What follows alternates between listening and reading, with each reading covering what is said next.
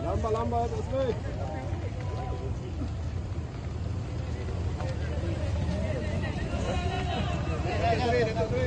Jangan ke depan, jangan ke depan. Jangan ke depan.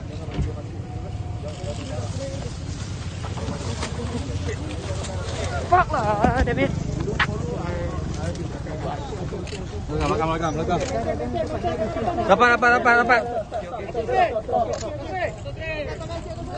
Jaga.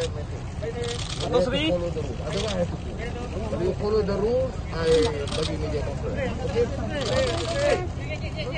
Baik. You jangan gerak depan. Okey, baik.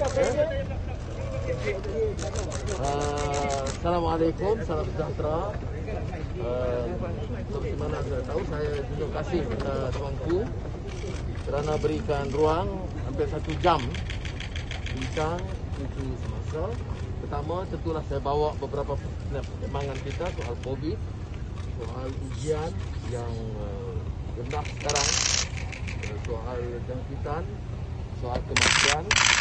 Dan saya terharu kerana tuanku nampak begitu arif tentang perkembangan semasa, termasuk beberapa pandangan dari pihak lain. Umpamanya, beliau pernah mengundang beberapa pasukan termasuk Profesor Adibah. Jadi saya rasa hal ini juga harus ditahu oleh masyarakat bahawa tuanku sebenarnya ada menyampaikan hal-hal yang demikian kerana kearifan dan maklumat yang beliau ikuti. Dan saya harap semua pihak lah, ya, bukan saja kita dalam keadilan dan pembangkang, tapi juga dalam kerajaan mengambil perhatian tentang kita, seperti mana juga yang disebut oleh tuanku Sultan Selangor semalam tentang pengagihan vaksin yang lebih berkesan. Mengenai darurat, seperti mana kita tahu, kalau ikut usul galur sejarahnya, bila kerajaan dan Kabinet Perikatan Nasional kemukakan pada peringkat awal, itu telah tidak diterima oleh tuanku. Tetapi bila dikemukakan kali kedua, dan nasihat Grand Prix dijalankan, jadi kita bayangkan pandangan kita bahawa penerusan darurat ini akan menyebabkan kerugian kepada negara, tidak membantu penanganan permasalahan COVID dan akan menjejaskan ekonomi, terutama orang rakyat peringkat bawahan, peringkat rendah. Dan saya tengok semua langkah yang boleh dilakukan tidak memerlukan darurat. Jadi kita merayu kepada tuanku supaya menghalang penerusan ini sedaya upaya, walaupun tuanku tepat mengatakan bahawa patuh kepada semangat Raja Berperlembagaan mengikut nasihat Perdana Menteri.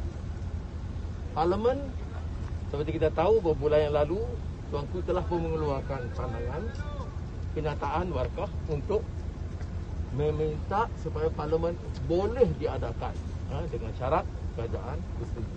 Itu pun tidak dilakukan. Saya jelaskan hal-hal ini kerana ada persepsi yang berbeza, seolah-olah hal ini tidak dilakukan.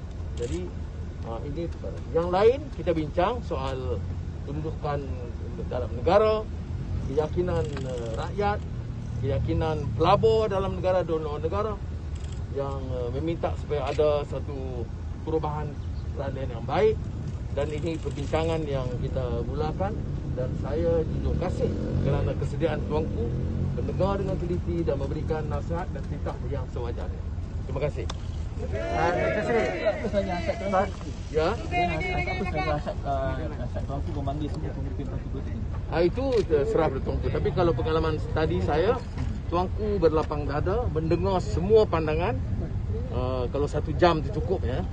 Saya juga sediakan laporan dan kertas kajian untuk pertimbangan tuanku, dan saya jelaskan sesuatu. Tuanku mendengar dengan teliti. Jadi Datuk Seri, tuanku ada menyebut tak pasal mungkin akan dapat pembentukan kerajaan baru ke? Itu soal yang tidak berbangkit sekarang. Okey, terima kasih banyak. Assalamualaikum.